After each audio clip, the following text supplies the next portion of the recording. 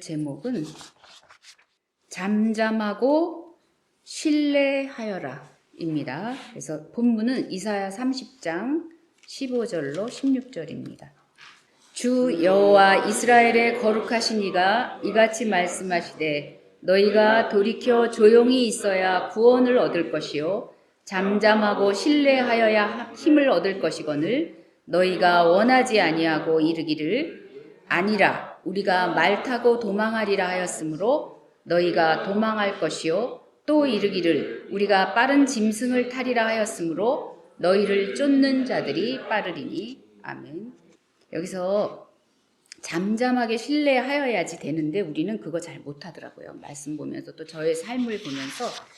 그래서 지난 주간에 말씀 나눌 때 너는 죄를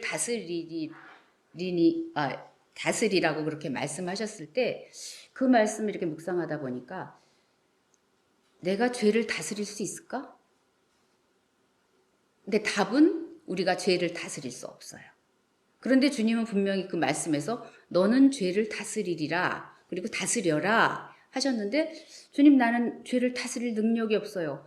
제가 죄의 나무인데 제 안에서 끊임없이 죄가 나오고 죄의 열매 맺고 있는데 제가 어떻게 같은 편인데 어떻게 죄를 다스립니까? 말씀하셨을 때 이제 주님이 말씀하시는 거예요. 너 죄 다스릴 수 있어. 어떻게 할 때 다스릴 수 있을까요? 우리가 주님 안으로 들어갈 때. 그러니까 주님은 다스리라고 하셨지만 그 뒤에는 한 단계 더 깊이 들어가면 네가 내 안에 있을 때 죄를 다스릴 수 있지 네가 죄를 스스로 다스릴 수 있다고 착각하지 말아라. 이제 이 말씀 하시더라고요. 그래서 아멘 주여 그렇습니다. 그래서 처음에는 이제 죄를 다스리시는 하나님 이렇게 제목을 했었는데 뭔가가 마음에 이렇게 흡족하지가 않아요. 그런데 이제 이 말씀 계속 이제 묵상하고 오는 중에 이제 제목이 바뀌었어요. 그런데 죄를 다스리십니까? 주님이? 맞습니다. 죄만 다스리시는 게 아니에요. 온 세상을 다스리셔요, 그분은. 그래서 죄를 다스리는 주님, 이거로는 저는 만족할 수가 없어서 오늘 이제 본문으로 이사야 30장 정하면서 돌이켜 조용히 있어라. 그러니까 돌이킨다는 거는 우리가 가던 길을 다시 되잡아서 주님 앞에서 벗어나서 우리가 가고 있지 않습니까? 많은 부분. 이제 다시 돌이켜야 돼요. 그분 안으로 들어가서 그리고 너의 생각, 너의 계획, 너의 뜻들을 잠잠히 내려놔라. 조용히 있어. 그리고 나를 신뢰하라. 그러면 네가 구원을 얻을 것이고 힘을 얻을 것이야. 그렇습니다. 그래서 오늘은 이제 제목은 이렇고 말씀 찾겠습니다. 이사야 27장 2절로 6절까지 제가 읽겠습니다. 그날에 너희는 아름다운 포도원을 두고 노래 부를지어다. 나 여호와는 포도원 지기가 되며 때때로 물을 주며 밤낮으로 간수하여 아무든지 이를 해치지 못하게 하리로다.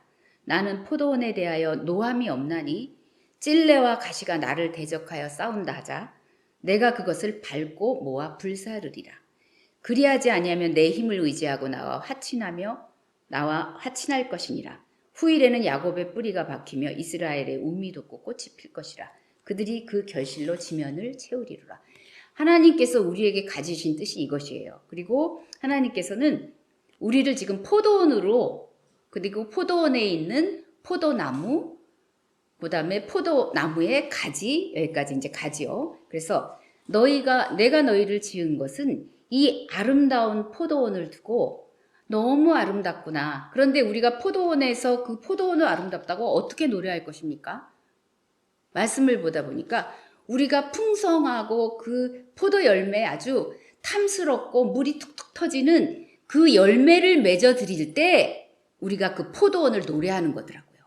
포도원에 포도가 다 비실비실하고 먹지 못할 그런 포도주가 되지 못할 그런 포도원들이 가득했다면 그거는 포도원을 노래하는 게 아니에요.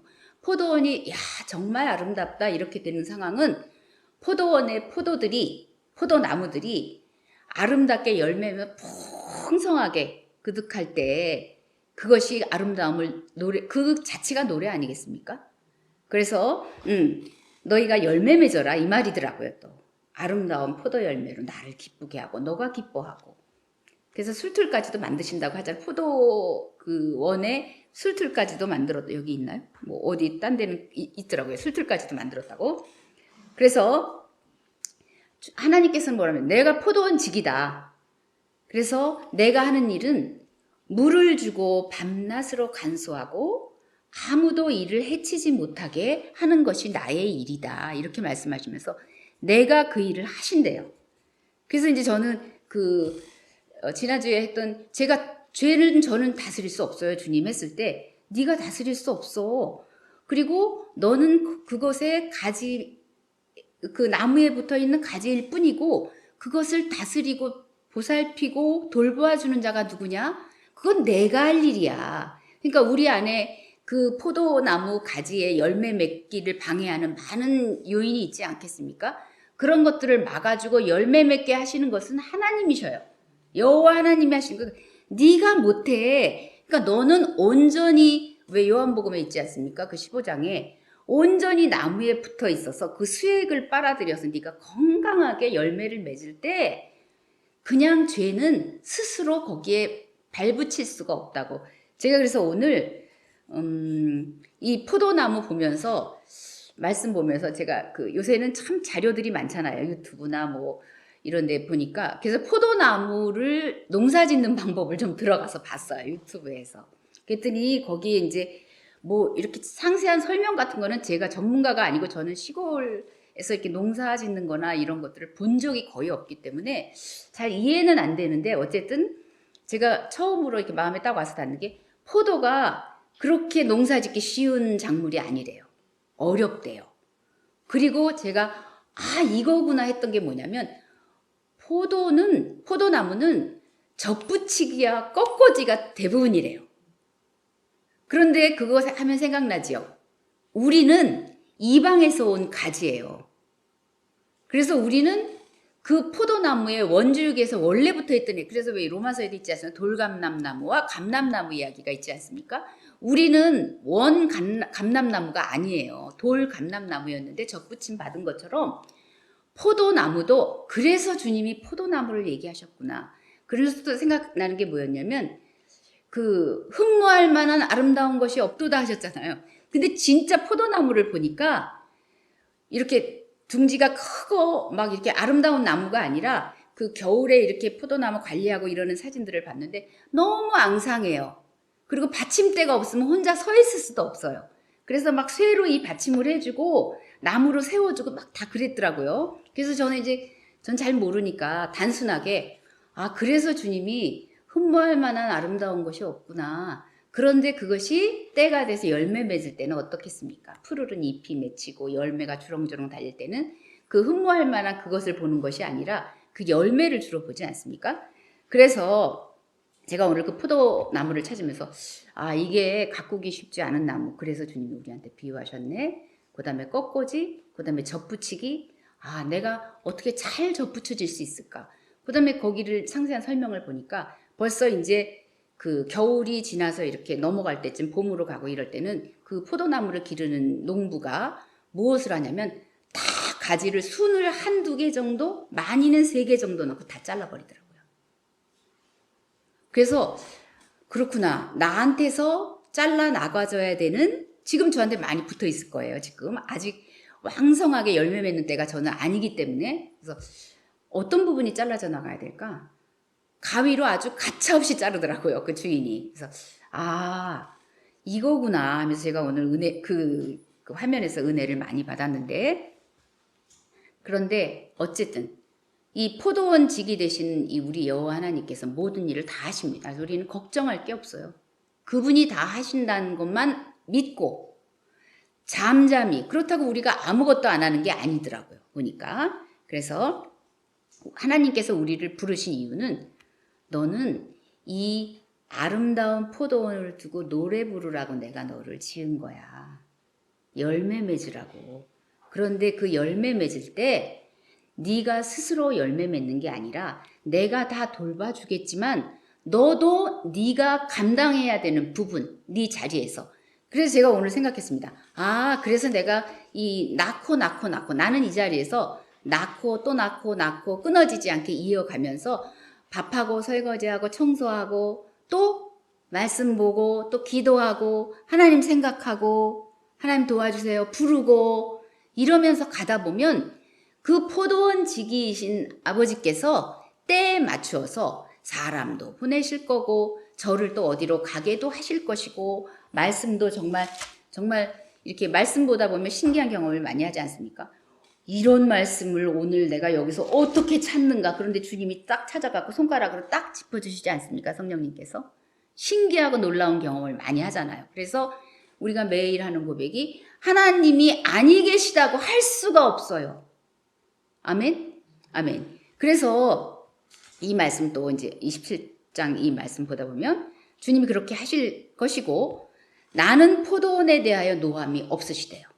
여기 보면 우리 말씀에 쭉 보다 보면 하나님의 진노와 분노가 그치지 않고 모아서 불사르고 막 하겠다고 하시는데 하나님의 본심은 미래와 소망이야 희망이고 평안이지 포도원 자체에 대해서는 노함이 없대요.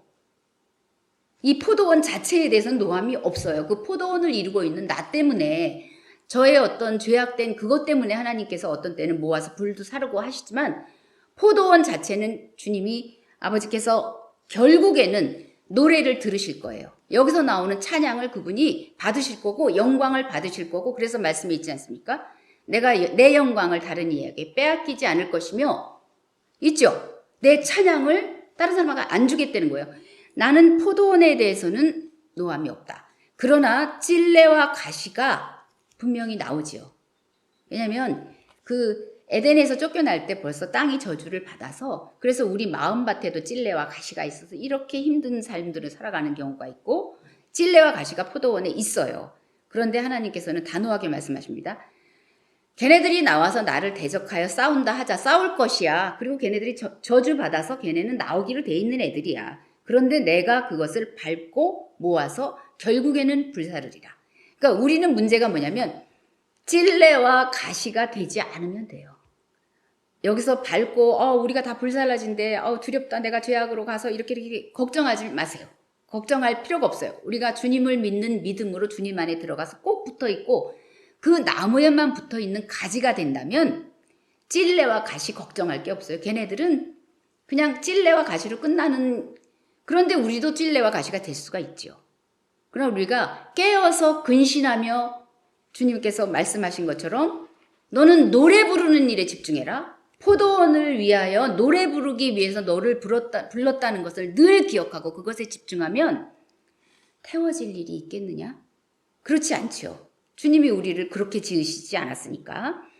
그래서 그 다음에 그리하지 아니하면 그러니까 이 말씀이 제가 처음에는 이 말씀이 이해가 안 돼서 그리하지 아니하면 이게 무슨 말씀입니까? 찾아봤더니 이렇게 우리가 성경을 이렇게 번역하는 과정에서 약간 여러 버전을 보니까 약간 이렇게 오류라고 말하면 좀 그렇겠지만 약간 이해하기 힘든 부분이 있어요. 그리하지 아니하면 이게 이런 뜻이더라고요. 네가 그렇게 되지 않기 위하여서는 그렇게 되기를 원치 아니하면 내 힘을 의지하고 나와서 나와 화친하며 나와 화친할 것이니라.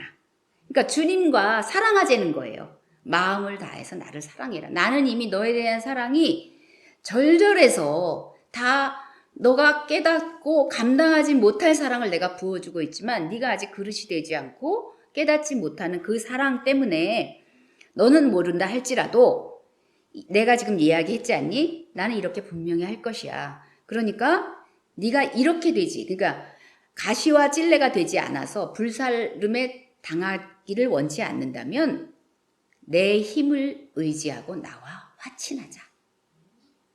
주님이 달래시는 거예요. 나와 화친하자. 나는 아까 얘기했잖아요. 나는 포도원에 대해서 노함이 없어. 그러니까 주님하고 화친하는 거 그렇게 어렵지 않습니다. 원수가 우리에게 무리한 것을 요구하고 할 때는 우리가 화친이 굉장히 힘들어요. 그렇잖아요. 왜 그야말로 뭡니까? 춘향전에서 변사또가 춘향이한테 숙청을 요구할 때 그건 절대로 들어줄 수 없잖아요. 그런데 포도원에 대해서 노함이 없는 주님은 나는 너를 너무 사랑해. 너에게 좋은 것, 네가 기뻐하는 것을 해주기를 내가 원해. 그리고 네 장래에 평안을 주기 위해서 내가 이렇게 하는 거야. 그랬기 때문에 우리가 주님과 화친하려고 마음만 먹고 방향만 돌이키면 그거는 변사또에게 가까이 가는 거랑은 이거 걔는 목숨을 요구하는 거잖아요. 그렇지 않습니다. 그래서 주님께서 꿈꾸시는 것, 후일에는 야곱의 뿌리가 박혀. 그러면 야곱은 여기서는 뭐냐면 거짓말쟁이 사기쳤던 야곱이에요. 그래서 내가 그 야곱을 그 밤에 만나서 너를 이스라엘이라고 말했던 것처럼 그 뿌리, 너가 연약했을 때, 너가 잘 몰랐을 때, 나를 몰랐을 때, 너가 죄인 되었을 때 그분은 이미 우리를 위해서 당신을 주셨지 않습니까? 그러니까 야곱의 뿌리가 박힌다는 거예요. 그러니까 우리가 어떤 상태, 주님에게 합당하게 너무나 거룩하고 막 아직 이렇게 되지 않았을 때 이미 그분은 우리 사랑하시기 때문에 야곱의 뿌리가 박힐 거야. 너 뿌리로 너가 원하기만 하고 여기 엎드리기만 하면 너는 뿌리가 될 수 있어. 야곱의 뿌리가 박힐 것이며 이스라엘로 하나님이 함께하는 자로 움이 돋겠다는 거예요. 아까 포도나무에 움이 돋는 것처럼 열매 맺기 위해서 포도나무에 움이 돋는 것처럼 움이 돋고 꽃이 필 것이라. 그러면서 우리 보통 보면 꽃이 피면 그 꽃이 떨어지면서 꽃 밑에가 씨방이거든요. 우리 과학 시간에 배우잖아요. 꽃이 피고 그 꽃이 떨어지면 그 다음에는 그 결실로 지면을 채우리로라. 아멘. 그렇습니다. 그래서 주님이 모든 것을 다 하실 것인데 제가 그래서 이 말씀을 앞에 놓고 제가 말씀 앞에 엎드리면 엎드릴수록 정말 주님 감사합니다. 저같이 이렇게 무지한 자에게 하나님, 그러니까 저는 더 많이 알기를 원하지도 않고 저는 알 수 있는 능력도 없어요. 딱 그 분량만큼만. 오늘이 저에게 맡겨진 날이기 때문에, 시간이기 때문에 저는 계속 말씀 앞에 앉아서 계속 이렇게 들어갑니다. 그럴 때 주님께서는 당신이 하고자 하시는 말씀. 저는 옛날에 이렇게 말씀 전한다고 할 때도 기도 잘 안 했어요. 그때 그만큼 어려서 그냥 내 머리로 깨달아서 전하는 걸로, 그 다음에는 이제 마음에 우쭐함도 있었고 나는 이렇게 깨달을 수 있어, 이런 부분이 있었거든요. 근데 정말로 이렇게 시간이 가면 갈수록 기도가 뭐가 되냐면, 주님 또 바꾸시고 또 바꾸시고 또 바꾸시면 어때요? 성령님이 하실 말씀을 하실 건데 그렇게 하세요. 말씀을 전하는 도중에라도 성령님이 바꾸시고자 한다면 바꿔주세요. 제 입술을 들어서 사용하세요. 저는 없습니다. 그냥 당신이 통로로 쓰신다면 바랄 것이 무엇이겠습니까? 그래서 저는 이제 정말로 자꾸만 옆으로 나가기 때문에 이제 이 원고를 준비하지만 성령님이 중간에 하시고자 하시는 말씀이 있고 제가 틀렸다면 그때라도 고쳐주세요. 그렇습니다.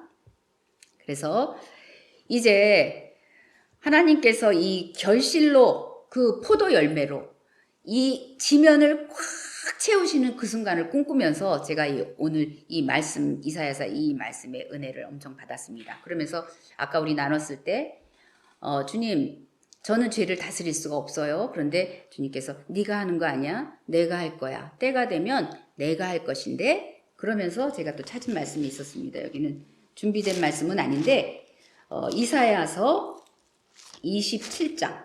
저는 아까 그 27장 2절에서부터 6절까지 찾았잖아요. 그런데 그리고 앞에 부분은 이제 보통 이 말씀 준비하다 보면 제가 찾은 부분에만 집중하고 나머지는 그냥 다 흘려버리거든요. 그런데 지금 이렇게 오는 도중에 주님께서 딱 27장 그 앞에 여기 찾지 않은 말씀 1절 우리 같이 읽겠습니다. 시작. 그날에 여호와께서 그의 견고하고 크고 강한 칼로 날랜 뱀 리워야단 곧 꼬불꼬불한 뱀 리워야단을 벌하시며 바다에 있는 용을 죽이시리라. 아멘. 그러면서 주님께서 하시는 말씀이 그래 내가 할 거야. 그래서 그날이 되면 제가 참 재미있다고 생각한 게 저는 요 1절 말씀만 싹 빼놨거든요. 근데 오는데 차 안에서 이 말씀을 주시면서 그날에 네가 이 비밀을 알고 네가 다스리려고 했던 것을 나한테 넘기고 내가 모든 것을 한다는 것, 너는 그냥 그 길을 가면서 겸손하게 엎드려서 나를 바라보고 그렇게 갈 때 그날이 내 마음에 합한 그날이 되면 그의 견고하고 크고 강한 칼이 무엇이겠습니까? 말씀이지 않습니까?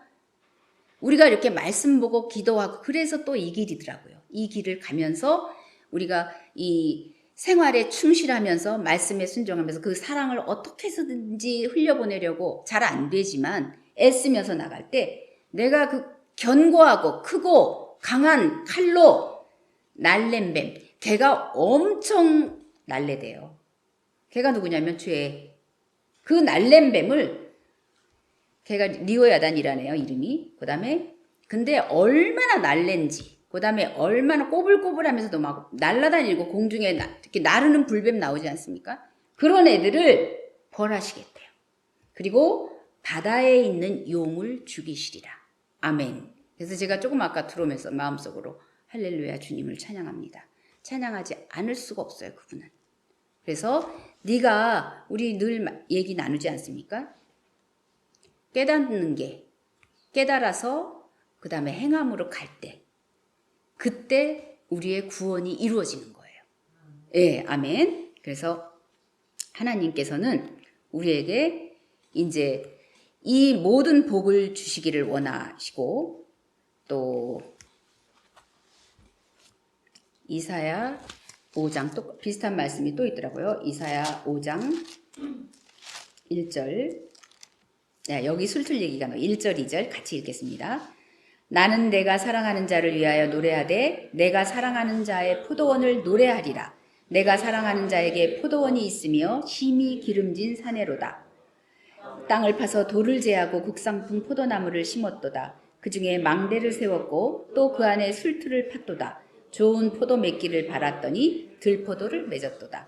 아까 27장은 그 이사야 27장은 그날에 너희는 노래 불러라 이거고 이 5장은 나는 하고 우리의 입장이에요. 나는 내가 사랑하는 자를 위하여 노래하되 내가 사랑하는 자의 포도원을 노래하리라. 이게 지금 서로 화답하는 거예요. 너 노래해라. 저 노래하겠습니다. 이렇게 하는 거더라고요. 내가 사랑하는 자에게 포도원이 있으며 심히 기름진 산. 하나님이 우리를 지으실 때는 너무 아름답고 기름진 산에다가 우리를 심으셨어요.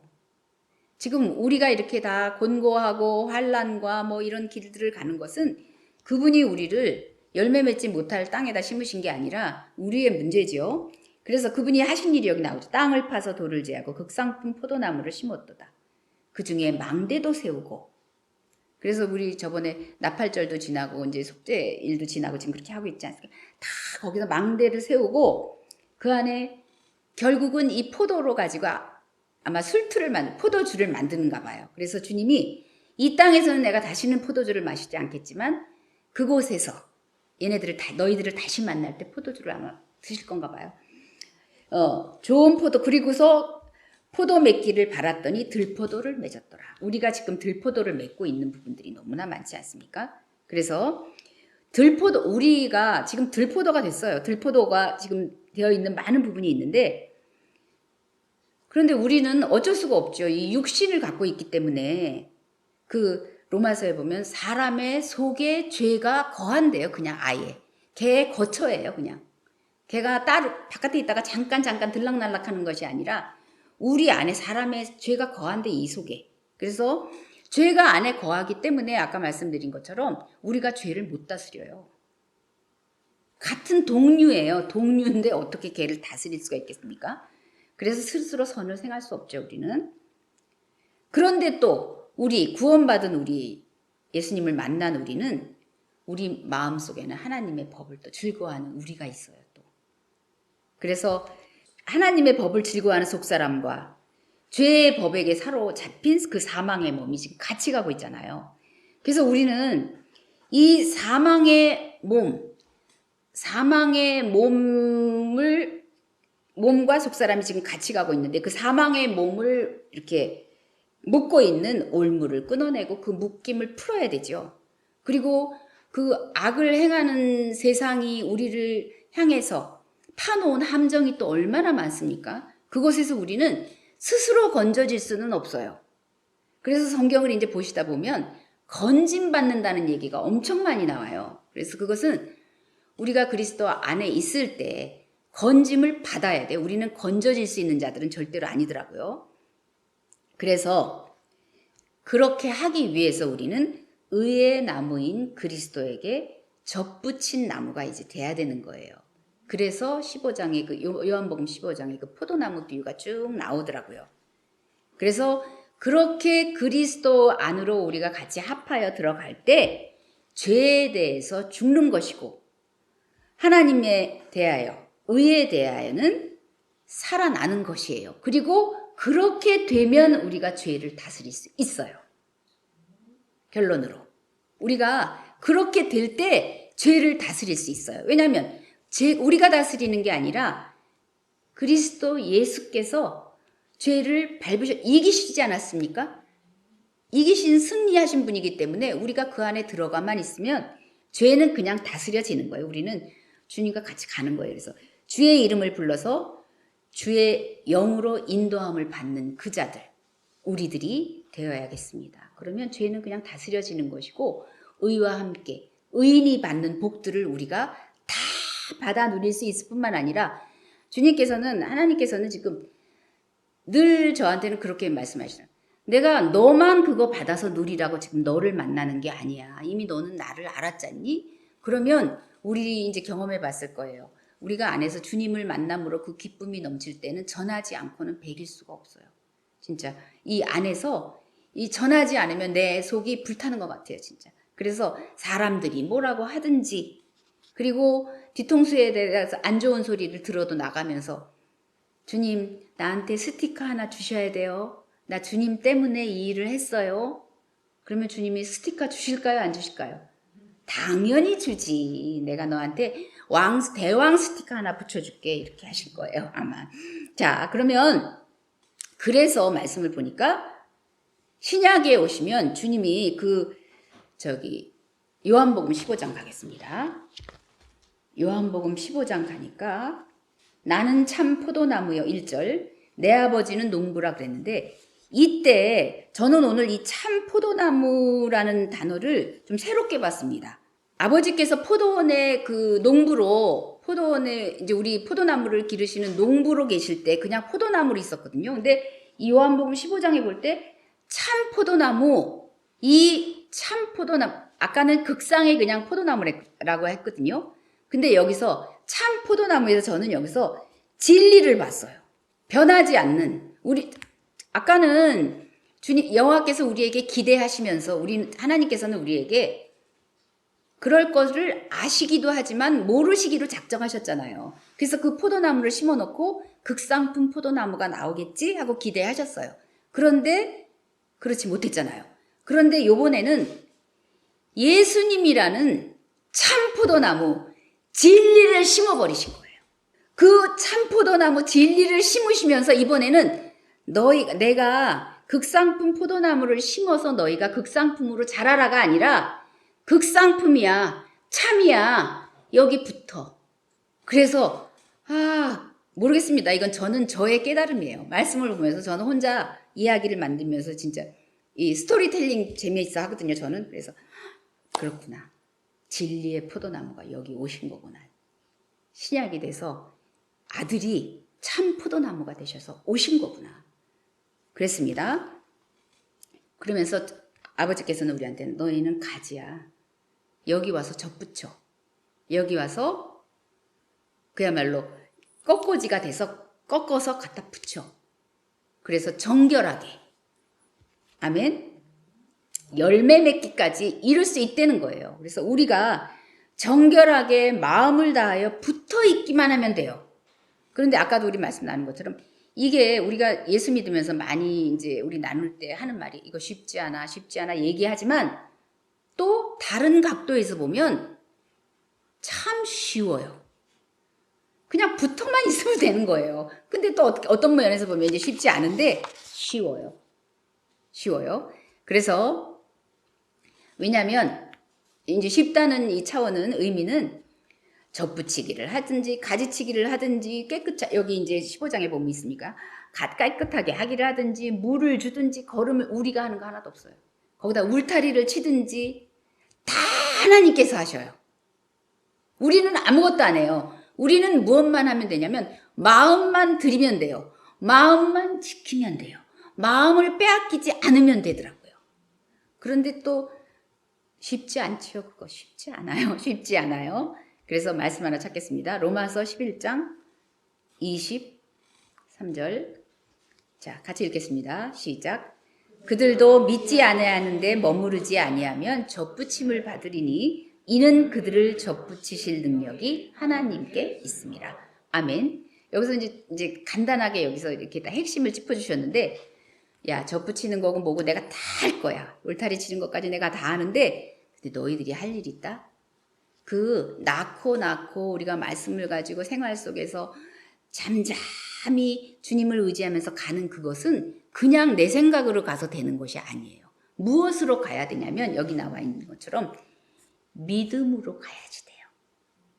무엇을 믿느냐? 예수를 믿고 하나님을 믿고 성령님을 믿으면서 그분이 일하신다는 거, 그분이 나를 사랑하신다는 거, 그분이 나를 보고 계시다는 거, 이 믿음을 가지고 우리가 우리의 그 주어진 길에 순종하면서 잠잠히, 그래서 예수님께서 소리를 내지 않으셨다며요. 목소리를 크게 길가에 들리게 안 하시고 잠잠히, 우리도 예수님 따라서 잠잠히 가야 돼요. 아, 진짜 너무한 거 아니야?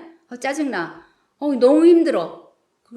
이럴 수는 없어. 제가 예전에 맨날 하던 얘기입니다. 이럴 수는 없어. 그리고 늦었다고 할 때가 제일 빠를 때야. 지금이 끝낼 때야. 이랬어요, 저 맨날. 그런데 아니에요. 잠잠히, 그거는 제가 왜 그런 소리를 하게 됐냐면 믿음이 없어서 그랬어요. 예수를 만났음에도 불구하고 믿음 따로, 예수님 따로, 나의 삶 따로였어요. 그리고도 믿는 줄 알았거든요. 아니더라고요.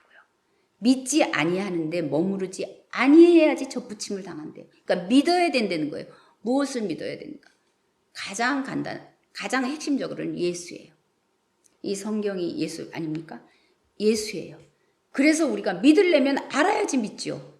말씀 앞에 앉아야 되는 거예요. 아멘?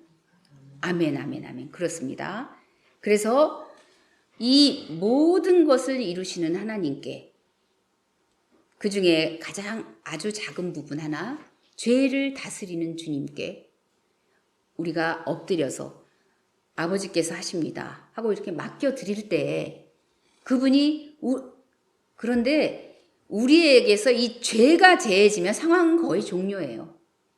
지금 우리가 이렇게 나가는 믿음의 길을 가는데 너무 힘들고 애쓰고 쉽지 않다 하는 것에 다 핵심은 뭐냐면 죄거든요. 이 죄. 죄에 붙을 것이냐, 하나님께 붙을 것이냐, 이건데 우리가 죄에 붙는 게 훨씬 내 안에 그 속성이 있기 때문에 가깝고 친근하고 좋아 보여서 거기 붙는 것 때문에 이렇게 하거든요.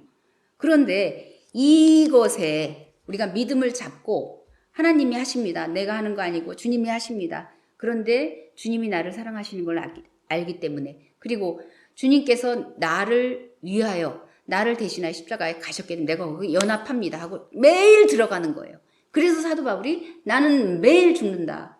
내가 육신을 가지고 있기 때문에 아마 너무 위로가 됩니다. 사도 바울도 매일 죽었대요. 왜냐하면 죽을 수밖에 없어요. 육신이 있기 때문에. 나도 매일 죽으니, 사도 바울이 그랬잖아요. 나를 본받으라고. 나를 본받으라고 그랬어요. 그분은. 어떻게 그런 말씀을 하실 수 있을까? 처음에는 그랬는데 그분의 행적을 이렇게 가다 보면 정말 어떻게 본받지 근데? 그분은 어떻게, 제가 처음에는 그랬거든요. 어떻게 사람인데 자기를 본받으라고 막 이렇게 얘기할 수가 있어? 근데 알면 알수록 그 문제가 아니라 내가 어떻게 본받아 이런 분을. 거의 불가능하지. 그런데 또 그것이 또 불가능만 하지는 않아요. 왜냐하면 성령님이 함께 하시면, 그래서 예수님이 너희는 여기서 아버지께서 내 이름으로 보내실 성령을 기다리라고 했어요. 왜냐하면 그가 아니면 복음 전파는 물론 안 되고 능력 행함도 물론 안 되고 우리가 새 사람으로 물론 안 돼요. 그래서 성령님이 얼마나, 그러니까 저는 요즘에는 진짜 그 삼위일체 중에서 그 성령 하나님의 부분들이 계속 좀 됐거든요. 계속 성령님이 부각되는 거예요. 성령님이 자, 나를 봐라. 내가 할 거야. 네가 나를 그동안에 많이 무시했지? 아니야. 네가 나를 인정할 때, 그 충만함으로 내가 들어갈 만한 그 분량이 찰 때 내가 너를 더 채울 거야. 나를 봐라. 나를 인정해라. 그러니까 세 발 자전거? 그 3륜차? 그 중에서 제가 이 성부 하나님, 성자 예수님, 이 성령 하나님을 많은 부분 놓쳤기 때문에 제가 이 두 발만 가지고 가느라고 앞으로 나가지를 못했었어요. 근데 요새 하여튼 너무 은혜 가운데 성령님이 당신을 계시하시는 거예요. 그래서 내가 한다. 그 대신에 네가 인정해야 돼. 그냥 뭐 이렇게 뭉뚱그려서 뭐 엄마인지 아버지인지 모르지만 부모님 감사합니다. 이 차원이 아니라 엄마 감사합니다. 아빠 감사합니다. 아빠 오늘 참 감사했어요. 그 엄마 아빠가 이렇게 있을 때 부모님 감사합니다. 그러면 좀 애매하잖아요. 비유가 맞는지는 모르겠어요. 저는 이제 그렇게 봤습니다. 그래서 하나님이 다 하실 것인데 이제 그러면 우리가 해야 되는 것. 아까 이제 말씀 나눴지 않습니까? 우리가 삶 속에서 말씀 가지고 하나님 바라보면서 믿음 가운데 이렇게 해야 되는 것 중에서 좀 구체적으로 가보겠습니다. 이사야 32장 20절. 제가 읽겠습니다. 이건 제가 개인으로 깨달은 거기 때문에 그냥 들어보세요. 모든 물가에 씨를 뿌리고 소와 나귀를 그리로 모는 너희는 복이 있느니라. 제가 이 말씀을 보면서 이번 주간에 이 말씀 묵상할 때 모든 조금 아까 말씀드린 성령님하고 관계가 있어요. 모든 물가에 씨를 뿌리고 소와 나귀를 그리로 모는 너희는 복이 있느니라. 그래서 제가 말씀을 계속 묵상할 때 처음에는 잘 모르겠더라고요. 그런데 이제 씨를 뿌린다는 그 말씀은 우리가 알잖아요. 그래서 말씀을 뿌리고 말씀을 심고 말씀을 먹고 내 안에 말씀이 생명력 있게 운동력 있게 일할 수 있도록 씨를 뿌리자. 그런데 물가에다 씨를 뿌린다? 어디다 씨를 뿌린다는 말씀일까? 이거는 제 개인적인 깨달음입니다. 저는 물가 했을 때 이렇게 묵상을 이제 여러 날 했을 때 뭘 깨닫게 해주셨냐면 네 안에 우리가 마음밭에 씨를 뿌린다는 말도 많이 하잖아요. 그런데 네 안에 생수의 강이 흐르고 있니? 지금 물어보시더라고요. 성령의 생수의 강이 흐르고 있니? 그게 무슨 말이에요? 내 안에 성령님이 그 충만함으로 흐르고 있니? 저는 감히 제가 성령 충만을 받았다고는 말 못하겠어요. 그런데 그렇다고 성령님의 그 흐르는 물가가 아니라고도 말 못하거든요. 그런데 그 물가, 성령의 생수가 흐르는 네 마음에 말씀이 들어가면 그렇게 하고 그 다음에 저는 소와 나귀를 이렇게 봤습니다. 이사야서에 보면 소와 나귀는 어떤 짐승이냐면 주인을 알고 주인의 구유를 아는 애들이에요. 그리고 일꾼이고 무거운 짐을 실어 나르고 우리를 돕는 자들이에요. 예수님도 나귀를 타셨고 그 마음에 하나님을 알고 믿음이 있는 자들. 그리고 이거는 맨 처음에 1차원적으로는 저에게 얘기하시는 거예요. 네 마음밭에 생수의 강이 흐르는 그곳에 말씀의 씨를 뿌려. 아침에도 뿌리고 점심에도 뿌리고 저녁에도 뿌려. 그리고 네 안에 주인을 아는 그 마음, 믿음. 그게 믿음이에요. 그 나귀를 그리로 몰아. 계속 그리로 데려가. 그럴 때 그 나머지 일은 아까 모든 것을 죄뿐만 아니라 모든 것을 다스리시는 여호와 하나님이 일을 하신다는 거예요. 그런 자는 복이 있어. 창세기에 받았던 복, 생육하고 번성하고 충만하고 다스리는 복, 그 복이 너한테 갈 거야.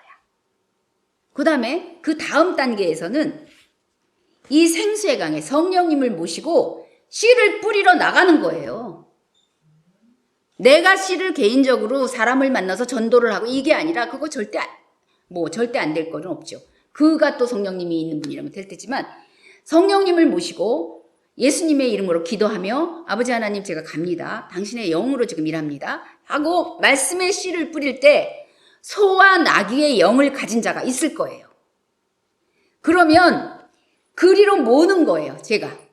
예를 들면 그러면 그도 복이 있고 그가 받으면 그도 복이 있고 너도 복이 있고 그가 안 받으면 그게 다 너한테 올 거잖아. 제가 이 이사야 32장 20절 말씀에 엄청 복을 받았습니다. 그리고 하나님께서 저에게 이제는 회복의 때가 가까이 오는구나 하는 그 감이 좀 왔어요. 이거 뭐지? 그래서 이 말씀을 왜냐하면 제가 맨 처음에 이걸 완전하게 이렇게 온전하게 이해가 잘 안 됐기 때문에 계속 묵상했거든요. 뭐야? 물가에? 물가에 씨를 뿌리라고? 물가가 어디지? 했을 때 제가 요새 그 성령 충만에 완전히 이렇게 몰입돼 있거든요. 생수의 강에 그리고 성령님을 모시고 말씀을 가지고 너는 내가 가라고 하는 곳에 가 이제. 그리고 소와 나귀를 그리로 몰아. 네 안에 있는 소와 나귀도 몰고 내가 원하는 소와 나귀에게도 네가 몰아. 그리로 가 하시는 말씀이에요. 그러면 너희는 복이 있으리라. 아멘. 최고의 복을 하나님 주시려고 이 말씀, 제가 이 말씀을 그런데 참 정말 제가 이 말씀을 지금 묵상하고 이렇게 한 지가 오래됐거든요. 그런데 갑자기 어느 순간인가 이 말씀을 잃어버렸어요, 제가. 그래서 여러분들이 이제 말씀 깨닫거나 이렇게 왔을 때 꼭 기록하세요. 뭐 날짜를 이렇게 시간하고 이렇게 뭐 수첩 같은 데도 좋고. 그래서 저는 이제 기록하는데 왜 이 말씀은 기록은 안 했나 몰라요. 그래서 제가 근데 저는 이제 성경책을 볼 때 집에서 보는 또 성경책들에는 이제 좀 종류가 여러 가지 있거든요. 그러니까 어느 걸 보면서 제가 체크를 해놨는지를 모르겠더라고요. 그래서 찾느라고 애썼어요. 그래서 결국은 찾았어요. 며칠 만에 찾았어요. 근데 정말 생각이 안 나요. 이제 제 나이도 그렇게 되겠지만 하나님 이거는 영으로 찾을 수 있게 됐을 텐데 못 찾겠더라고요. 근데 제가 이 말씀을 딱 찾으면서 찾게 해주신 데는 하나님이 또 이제 저는 아까 그랬잖아요. 스토리텔링 잘한다고. 딱 찾으면서 뭐라 그러냐면 하나님 내가 얼마나 찾고 찾는지를 보려고 테스트 하셨나요? 분명히 뭐가 있었는데 뭐가 있어 그 말씀을 그래서 제가 막 말씀들을 보고 이것도 아니야. 그리고 저는 이제 어떤 때는 장절로 외우는 게 아니라 그 성경의 요기쯤 그걸로 찾거든요. 그러니까 성경책마다 막 그 자리만 계속 찾아서 본 거예요. 그래서 비슷한 말씀은 이건가? 아닌데. 근데 결국은 찾으면서 제가 하나님 찾게 해주세요. 잃어버렸을지라도 또 잃어버릴 수도 있어요. 제가 오늘 같이 나눈 말씀들 며칠 후까지도 기억하고 있으리라고 장담 못할 수도 있거든요. 또 그러면 또 찾으면 돼요. 그리고 성령님 그날 은혜 받았던 그 말씀 찾아주세요. 그러면 응답하십니다. 그래서 어쨌든 이 32장 20절 말씀이 마음판에 이제는 새겨졌어요. 그래서 물가에다가 씨를 뿌려라. 그 다음에 소와 나귀를 그리로 몰아라. 복이 있대요. 그 다음에 이사야 30장 23절. 내가 땅에 뿌린 종자에 주께서 비를 주사 땅이 먹을 것을 내며 곡식이 풍성하고 기름지게 하실 것이며 그날에 내 가축이 광활한 목장에서 먹을 것이요. 이게 아까 32장 20절하고도 관계가 있더라고요. 그래서 네가 씨를 뿌리냐? 그러면 우리가 씨를 뿌렸을 때 자라게 하는 거는 우리가 아닙니다. 우리가 씨를 뿌렸을 때 주께서 비를 주시겠대요. 그래서 먹을 것을 내겠대요. 하나님께서. 그래서 곡식이 풍성하고 기름지게 하실 것이며 그날에 내 가축이 광활한 목장에서 먹을 것이래요. 뭐 가축이 누가 됐든 상관없습니다. 그러니까 왜 그 한 사람 때문에 그 나라가 복을 받고 막 그러지 않습니까? 그러니까 네가 땅에 이 32장 아까 20절 말씀처럼 땅에 물가에다가 씨를 뿌리고 소와 나귀를 몰아. 그러면 그 다음은 내가 할 거야. 그래서 이 30장 23절 말씀도 이제 같이 연관이 되는 말씀이었습니다. 그러면서 저는 이제 마지막으로 제가 이제 또 결론을 지은 것은 우리가 해야 될 여러 가지 생활에서 뭐 이렇게 말씀 가운데 믿음 가운데 뭐 여러 가지 있지만 그 중에서도 빼놓으면 안 될 것. 회개였습니다, 또. 그런데 이제 이 회개하기에 앞서서 저는 이제 하나님, 저는 제가 어떤 죄를 가지고 있는지, 제가 지금 길이 내가 하나님께로 돌이켰다가 돌이켰는데 다시 돌이켜서 또 세상으로 가고 있는지도 몰라요, 저는. 그러니까 하나님, 기억하게 해주세요. 이것이 죄인지 깨닫게 해주세요. 하는 기도를 하거든요. 그래서 잠언 28장 13절 말씀 찾아보겠습니다. 자기의 죄를 숨기는 자는 형통하지 못하나 죄를 자복하고 버리는 자는 불쌍히 여김을 받으리라. 아멘. 그런데 우리가 우리의 죄를 다 알지 못해요. 그래서 회개에 대한 기도, 하나님 알게 해주세요. 내 죄가 무엇인지. 그래서 그거 제일 잘한 사람이 다윗이지 않습니까? 밤마다 나를 달아보시고 내 마음을 하나님께서 이렇게 달아보시라고 하는 그 시편의 기도 많지 않습니까? 우리가 해야 되는 중요한 기도 중에 하나라고 생각합니다. 그래서 하나님, 제 마음을 달아보세요. 나도 어떤 때는 사람이 보기에는 옳은 길이라도 여호와 하나님께서 보시기에는 그게 필경은 사망의 길, 이런 말씀도 있잖아요.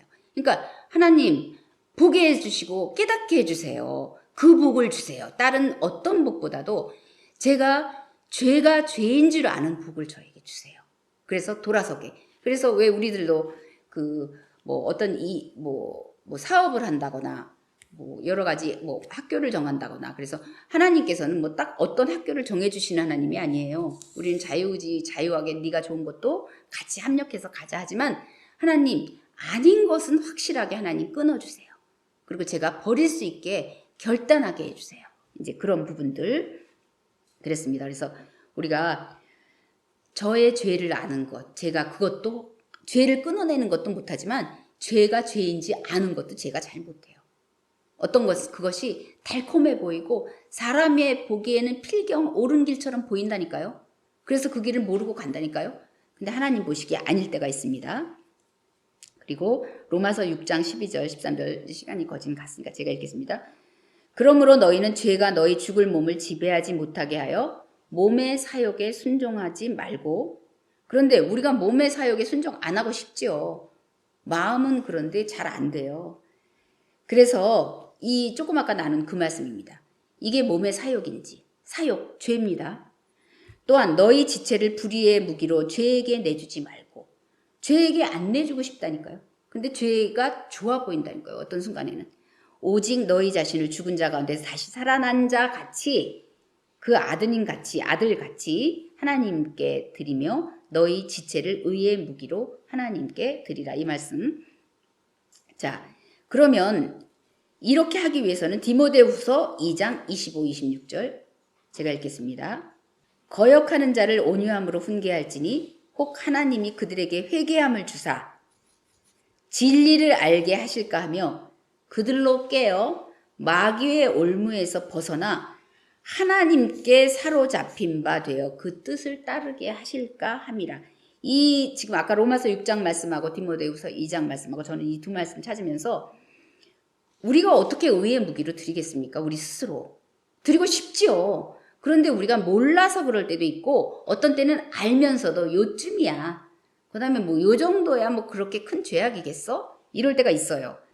그런데 그렇게 우리 마음에 그런 마음이 온다고 할지라도 온유함으로 우리를 훈계할 수 있는 말씀이 항상 우리에게 있어야 돼요. 아니면 아직은 말씀이 내가 세울 만한 그런 단계가 아직 지경이 안 되었다면 그래서 공동체가 있어야 되는 거예요. 그래서 나의 이 상황을 혼자 결정하지 않고 만약에 이제 자녀하고 부모 관계라면 이런 엄마는 지금 상황이 이런데 이렇게 같이 그런 대화를 나눌 수 있는 지체, 공동체의 한 부분이었다면 되면 가장 좋겠죠. 그러나 교회가 있지 않습니까? 그래서 꼭 이제 그 지체끼리 한번 나눠보고 이것이 맞는지 두드려보는 그 과정이 있어야 될 거라고 저는 생각했습니다. 그래서 거역하는 자가 상대방, 우리 맨날 얘기하잖아요. 상대방이 거역하는 자고 나는 순종하는 자라고 생각하는데 그렇지 않다니까요. 자기부터 일단 점검을 해보는 거예요. 거역하는 자를 온유함으로 훈계할지니, 그러니까 이거는 말씀 앞에서 해야 되는 거예요. 그리고 공동체 앞에. 그래서 하나님이 그들에게 회개함을 주신다면 이게 가장 큰 복이라니까요. 그거 아니다. 네가 지금 미련이 남고 아쉬움이 남겠지만 그거 아니야. 했을 때 딱 끊어낼 수 있는. 이거는 훈련이 필요해요. 처음부터는 안 돼요. 저도 이거 잘 못합니다. 제가 요번에 마음에 계속 회개하고 하는데 마음에 계속 걸려요. 다 회개하고 있는 한 가지 걸리는 게 있어요. 지금 여기서 말씀은 못 드리겠는데 정말 걸리는 게 있는데 정말 신기하게, 근데 굉장히 사소한 거라고 저는 생각이 됐는데 이거는 다른 사람한테 피해 주는 것도 아니고 세상 누구한테도 해를 끼치는 건 아니야. 막 합리화를 막 시켰어요. 그런데 어저께인가 그저께 밤에 제가 다른 이 기독교 서적을 딱 보는데 거기서 딱 예가 나와 있는 거예요. 그래서 여러분이 지금 성령의 그 충만함을 받지 못하십니까? 그래서 예를 하나 들어보겠습니다 하고 책에 딱 나오는 거예요. 나오는데 뭐라고 나오냐면 어떤 여자가 그 머리핀을 꽂고 있었는데 그 핀이 무슨 뭐 그림이든지 형상이든지 뭐 자세한 내용은 안 나와요. 자, 그 여자도 계속 그렇게 성령님 함께 해주세요 했는데 그 과정이 안 돼서 애썼는데 그 밤에 그 머리핀에 그것이 있다는 것을 딱 알아졌대요. 그래서 그 여자가 그 머리핀을 빼갖고 집어 던지면서 나는 네가 너무 싫어! 그리고 던졌는데 그 밤에 성령 충만을 받았대요. 성령 세례를 받았대요. 그래서 제가 그 순간 저도 버려버렸습니다. 일어나서 버려버렸어요. 버리고 성령님, 나는 아직도 이게 죄 같지는 않은데 근데 내가 이렇게 마음에 사라지지를 않아요. 그게 왜 마음이 평안하고 막 진짜 자유해야 되는데 그게 계속 마음에 남아요. 그래서 그걸 싹 없애버렸어요. 그렇게 하고 하십시오. 그래놓고도 제가 어쨌는지 알아요? 하나님 혹시 이게 죄가 아니라면 다시 돌아갈 수 있게 해주세요. 나 진짜 그랬어요. 솔직히 좀 그랬어요. 그래서 회개함을 주사 진리를 알게 하실까 하며 이제 깨어나는 거예요. 그러니까 하나님이 하나님께는 작은 거 큰 거 없어요. 하나님이 원하시지 않는 부분에는 작은 거 큰 거 없더라고요. 이거 아무리 사소한 거라도 내가 싫어하는 거는 버려. 근데 우리는 사소하기 때문에 이게 무슨 뭐 이거 뭐 이렇게 되더라고요. 안 돼요. 그래서 이렇게 이제 훈련하는 거예요. 이렇게 깨어서 마귀의 올무에서 그건 마귀의 올무는 그거예요. 마귀가 막 대단한 올무로 나를 칭칭 동여매는 정도가 아니라 사소한 걸로 뭐 이쯤이야. 예전에는 저는 그랬어요. 저희 남편이 그 어디 외국 여행 갔다가 그 파피루스라는데 그 이집트 그림들 막 거기에 뱀 같은 그게 아주 멋있는 액자를 하나 갖고 왔었어요. 근데 그게 이렇게 흔하고 값싼 게 아니기 때문에 되게 소중하게 여기고 있었을 때 이제 그 은혜 받고 그걸 버려야 되겠다 생각했는데 저는 망설였는데 제가 남편한테 그걸 설명했더니 남편이 과감하게 버렸거든요. 진짜로. 이제 그런 부분이 이번에 생각나더라고요. 그래서 그래서 마귀의 올무에서 벗어나 이제는 우리가 어떤 길로 지금 가고 있냐면 하나님께 사로잡힌 바 되려고 그 길을 가는 거예요. 하나님께 사로잡힌 바. 그래서 위에 있는 그 표대를 향해서 우리가 지금 가는 거더라고요. 그 사소한 거 머리핀 하나 집어 던졌는데 못 집어 던졌다고 그게 하나님께는 사소한 점 하나도 죄예요. 그냥 죄. 그게 그냥 죄더라고요. 그래서 뭐 제가 잘했다는 게 아니라 저는 아직도 미련이 있어요. 그랬는데 하여튼 그랬습니다. 그래서 우리가 모든 것을 이루시는 하나님이신데 그 죄도 다루시고 다 하시는데 우리의 그 작은 순종, 우리의 그 작은 버림, 그래서 돌이켜서 하나님께 사로잡힌 바 되려고 하는 그 돌이킴이 하나님께서는 지금 보고 계시다는 거. 어디 보자. 네가 어떻게 하나. 그런데 이제 우리가 여기에 걸리지 않고 정말 우리 예비교회가 정말 다 성령 충만해서 성부, 성자, 성령의 그 충만함으로 그 영으로 인도함 받아서 진짜 이 기쁨을 하나님이 우리를 보고 기쁨을 이기시지 못하는 그 지경에 우리가 서기를 원합니다. 아멘. 오늘 여기까지 나누겠습니다.